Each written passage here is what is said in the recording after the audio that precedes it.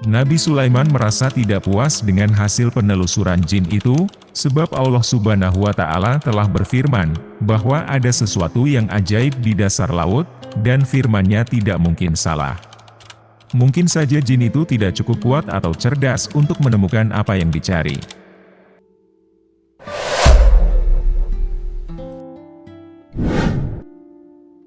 Assalamualaikum warahmatullahi wabarakatuh. Sahabat kalbu yang Allah cintai. Kisah kali ini menceritakan Nabi Sulaiman dan pemuda yang hidup di dalam laut selama 1400 tahun. Ada banyak kisah yang menginspirasi kita dari para nabi yang hidup sebelum zaman Islam. Salah satunya adalah kisah yang menunjukkan keajaiban dari seorang pemuda yang sangat taat beribadah dan Nabi Sulaiman yang bijaksana.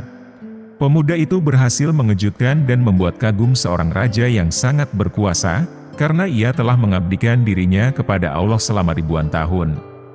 Raja itu tidak lain adalah Nabi Sulaiman yang juga mendapat wahyu dari Allah. Namun, ia semakin terkejut ketika mengetahui bahwa pemuda itu melakukan ibadahnya di bawah laut selama 1400 tahun. Kisah ini sangat bermakna karena memberikan kita pelajaran dan hikmah yang sangat berharga. Kisah ini dibagikan oleh Utsman bin Hasan bin Ahmad Asy-Syakir, Durratu an-Nasyihin fi al-Wadewa al-Irsyad. Kisah tersebut terjadi ribuan tahun silam, saat Allah mengutus Nabi Sulaiman sebagai nabi. Suatu ketika Nabi Sulaiman bin Daud alaihissalam memperoleh wahyu dari Allah yang memerintahkan agar segera pergi ke suatu pantai, karena Allah akan menunjukkan sesuatu yang ajaib. Maka beliau segera berangkat ke pantai dimaksud dengan seluruh bala tentaranya, baik dari kalangan jin atau manusia, dan juga sebagian bala tentara lainnya dari kalangan binatang. Namun, ketika sampai di tempat tujuan, yang dilihatnya hanyalah pasir putih yang berkilau dan samudera biru yang tak berujung. Nabi Sulaiman alaihissalam pun segera menyuruh seorang jin untuk menyelidiki dasar laut, dan mengambil sesuatu yang luar biasa, jika ada. Jin itu pun bergegas menyelam sejauh-jauhnya, sambil mengamati apa yang ada di bawah. Beberapa lama kemudian, ia muncul kembali dan berkata, "Wahai Nabi Sulaiman, aku telah menyelam sampai ribuan meter ke dalam, tetapi aku tidak menemukan sesuatu yang ajaib dan menakjubkan, yang bisa aku persembahkan untukmu." Nabi Sulaiman merasa tidak puas dengan hasil penelusuran jin itu, sebab Allah Subhanahu wa Ta'ala telah berfirman bahwa ada sesuatu yang ajaib di dasar laut, dan firman-Nya tidak mungkin salah. Mungkin saja jin itu tidak cukup kuat atau cerdas untuk menemukan apa yang dicari. Karena itu beliau memanggil jin Ifrit, yang terkenal sebagai salah satu jin paling perkasa dan pintar di antara seluruh bangsa jin, untuk melaksanakan tugas tersebut. Jin Ifrit pun segera menyusuri kedalaman samudra, mengarungi ke segala penjuru dan menyelam sedalam-dalamnya, dengan kecepatan yang luar biasa. Tetapi setelah berlama-lama di bawah air, ia kembali ke permukaan dengan tangan kosong dan berkata, "Wahai Nabi Sulaiman, aku telah menyelam sampai ribuan meter ke dalam, 2 kali lebih dalam dari jin yang pertama, tetapi aku tidak menemukan sesuatu yang ajaib dan menakjubkan, yang bisa aku persembahkan untukmu." Nabi Sulaiman merasa tidak puas dengan laporan yang diberikan jin Ifrit itu. Ia yakin bahwa Allah Subhanahu wa Ta'ala telah menyembunyikan sesuatu yang ajaib di dasar laut, yang belum terlihat oleh mata jin manapun. Karena itu beliau menoleh kepada salah satu pengikutnya, Ashif bin Barhia, seorang yang sangat mahir dan fasih dalam kitab Taurat, bahkan Allah memberinya ilmu yang langsung dari sumbernya, ilmu laduni. Nabi Sulaiman berkata, "Wahai Ashif, tunjukkanlah kepadaku keajaiban apa yang tersembunyi di balik gelombang laut ini." Berbeda dengan dua jin yang langsung menyelam ke dalam samudera, Ashif hanya berdiam diri sejenak, lalu mengangkat tangannya ke langit dan berdoa kepada Allah. Tak berapa lama, air laut terbelah, dan tampaklah sebuah kubah putih yang megah dengan pintu di setiap sisinya. Pintu-pintu itu terbuat dari bahan-bahan yang berharga, yaitu intan, yakut, mutiara, dan zabarjud yang hijau. Ashif berkata, "Wahai Nabi Allah, inilah keajaiban yang Allah ingin perlihatkan kepadamu, ia terletak di dasar lautan dengan kedalaman 3 kali lipat dari yang ditembus oleh jin yang pertama." Nabi Sulaiman terpesona dengan kubah putih yang perlahan-lahan bergerak ke samping. Lalu pintu-pintu itu terbuka, dan menampakkan ruang dalam kubah yang kering dan bersih.